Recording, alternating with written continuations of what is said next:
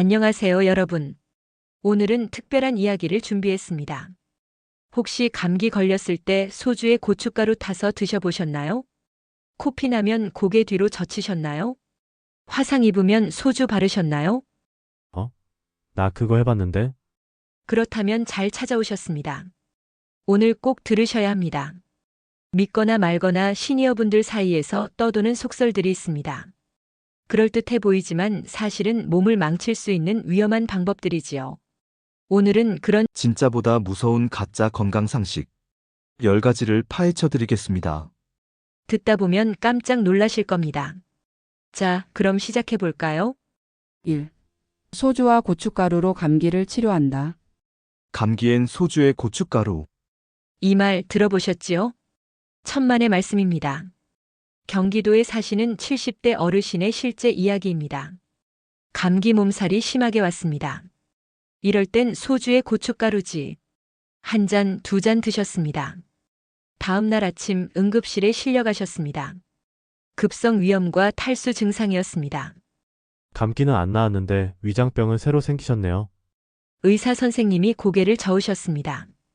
결국 3일간 입원 치료를 받으셨습니다. 과학적 근거가 전혀 없습니다. 오히려 위장과 간에 부담만 줍니다. 노인분들은 탈수 위험까지 커집니다. 감기의 기본은 간단합니다.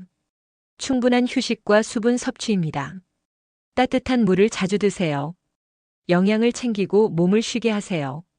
민간요법 대신 건강한 생활 습관이 답입니다. 2. 코피 날 때 고개 뒤로 젖히면 안 됩니다.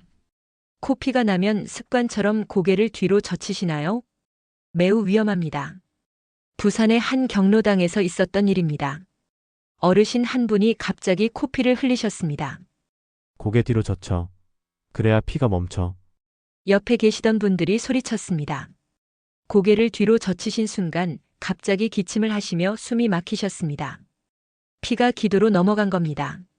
119가 도착할 때까지 모두가 식은땀을 흘렸습니다. 다행히 큰일은 면했습니다. 그날 이후로 경로당에서 코피 교육을 따로 받았어요.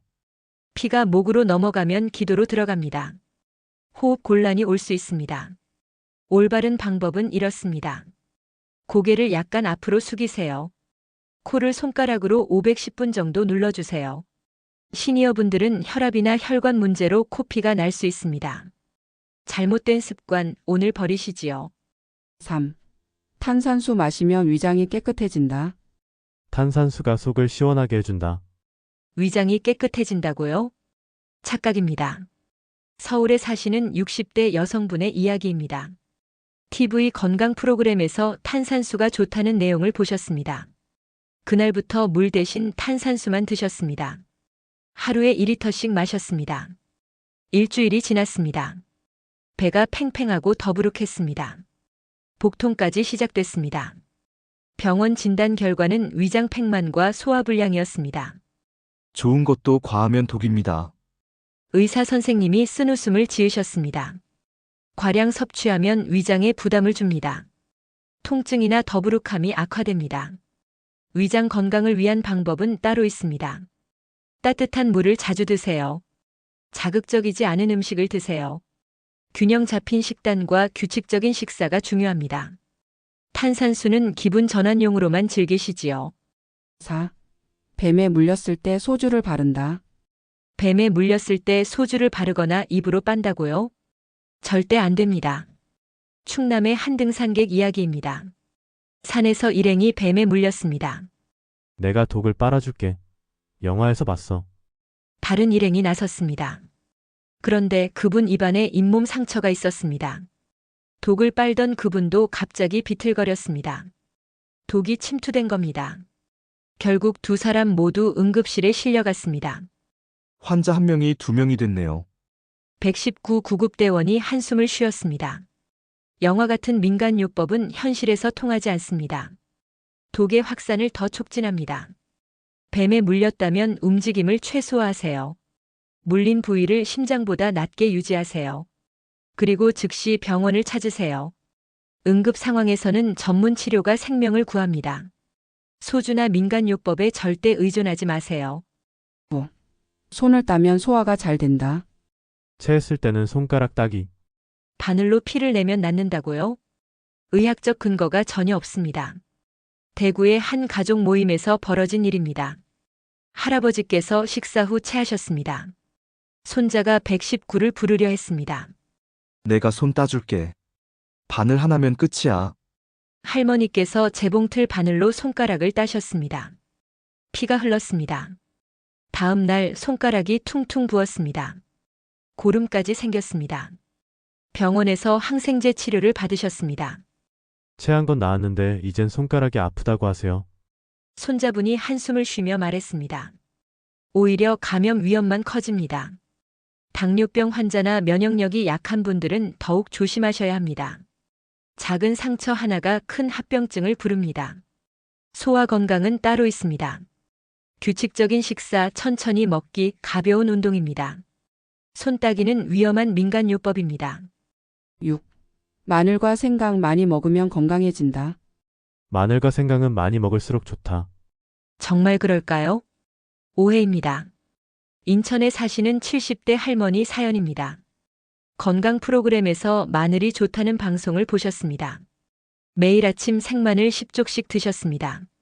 점심엔 생강차를 3잔 드셨습니다. 한 달이 지났습니다. 속이 쓰리고 식욕이 사라졌습니다. 병원에서 위내시경을 받으셨습니다. 위벽이 헐어 있었습니다. 위염이 심해진 상태였습니다. 건강해지려다 위장을 망치셨네요. 의사 선생님이 안타까운 표정으로 말씀하셨습니다. 과도하게 먹으면 위장 장애가 생깁니다. 속쓰림이 심해집니다. 적당량을 음식에 곁들이세요. 그게 건강에 이롭습니다. 시니어분들은 위 점막이 약합니다. 과식하면 불편함이 더 커집니다. 균형 잡힌 섭취가 답입니다. 7. 혈압약은 꼭 아침에만 먹어야 한다. 혈압약은 무조건 아침에 먹는 거지. 정말 그럴까요? 틀렸습니다. 광주에 사시는 65세 남성분 이야기입니다. 등산 모임에서 친구와 이야기를 나누셨습니다. 혈압약은 무조건 아침이야. 상식이지. 친구가 자신있게 말했습니다. 그날부터 저녁에 먹던 약을 아침으로 바꾸셨습니다. 의사 처방은 무시하셨습니다. 한 달이 지났습니다. 어지럼증이 왔습니다. 결국 쓰러지셨습니다. 야간 혈압이 급상승한 겁니다. 병원에서 깨어나셨습니다. 등산 친구 말보다 제 처방을 따라주셨으면 좋았을 텐데요. 담당 의사 선생님이 씁쓸하게 말씀하셨습니다. 약마다 복용 시간이 다릅니다. 개인의 혈압 패턴에 따라 달라집니다. 의사의 처방 지시를 따르세요. 규칙적으로 복용하는 게 가장 중요합니다. 자기 판단으로 시간을 바꾸지 마세요. 혈압 조절이 안 되면 합병증 위험이 커집니다. 반드시 의사와 상담하세요. 8. 치매 치료 민간요법만 믿으면 안 됩니다. 특별한 음료가 치매에 효과가 있다던데? 민간요법으로 치매가 낫는다고요? 아닙니다. 전주에 사시는 한 가족 이야기입니다. 어머니가 자꾸 깜빡하셨습니다. 길을 잃으시기도 했습니다. 가족들은 병원 대신 인터넷을 검색했습니다. 은행잎차가 치매의 특효. 한 카페 게시글이 눈에 띄었습니다. 6개월간 매일 은행잎차만 드렸습니다. 그 사이 어머니 증상은 급격히 악화됐습니다. 이름도 잊으셨습니다. 집안에서도 길을 헤매셨습니다. 결국 병원을 찾았습니다. 진단은 중등도 치매였습니다. 6개월만 일찍 오셨어도 진행을 늦출 수 있었는데요. 담당 의사 선생님의 말씀이 가슴 아팠습니다. 치매는 민간요법으로 치료되지 않습니다. 조기 진단이 중요합니다. 전문적인 치료가 필요합니다. 가족의 관심과 정서적 지지가 무엇보다 중요합니다. 잘못된 정보에 의지하면 치료 시기를 놓칩니다. 증상이 빨리 악화됩니다. 올바른 치료와 보살핌이 핵심입니다. 9. 운동은 노인에게 위험하다. 노인은 운동보다 휴식이 더 중요하다. 정말 그럴까요? 오해입니다. 제주에 사시는 75세 할아버지 이야기입니다. 아버지, 운동하시면 다치세요. 집에서 쉬세요. 자녀들이 걱정하며 말렸습니다. 할아버지는 집에서만 계셨습니다. 체중이 늘었습니다. 기분도 우울해지셨습니다. 무릎이 아프고 계단도 힘들어지셨습니다. 병원 진단은 근감소증이었습니다. 의사 선생님이 운동을 권유했습니다. 할아버지는 가벼운 걷기를 시작했습니다. 3개월이 지났습니다.